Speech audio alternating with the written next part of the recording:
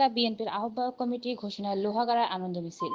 মোহাম্মদ জিহান বিশেষ প্রতিনিধির পাঠানো তথ্য ছবিতে উপস্থাপনায় আমি সঞ্জিতা। চট্টগ্রাম দক্ষিণ জেলা বিএনপির পূর্ণাঙ্গ আহ্বায়ক কমিটি ঘোষণায় বিএনপির চেয়ারপারসন সাবেক প্রধানমন্ত্রী বেগম খালেদা জিয়া এবং ভারপ্রাপ্ত চেয়ারম্যান তারেক রহমানকে ধন্যবাদ ও কৃতজ্ঞতা জানিয়ে লোহাগাড়ায় এক আনন্দ মিছিল অনুষ্ঠিত হয়েছে। ৮ই মে রাত ৮টায় লোহাগাড়া উপজেলা বিএনপির যুগ্ম আহ্বায়ক ও সাবেক ছাত্রনেতা আবু সাইদ চৌধুরী টিটুর নেতৃত্বে মিছিলটি মাসাবি রেস্টুরেন্ট থেকে শুরু হয়ে বটতলী মোটর স্টেশনের বেস্ট চৌধুরী প্লাজার সামনে এসে শেষ হয়। সেখানে সংক্ষিপ্ত বক্তব্যের মাধ্যমে কর্মসূচির সমাপ্তি ঘোষণা করা হয়।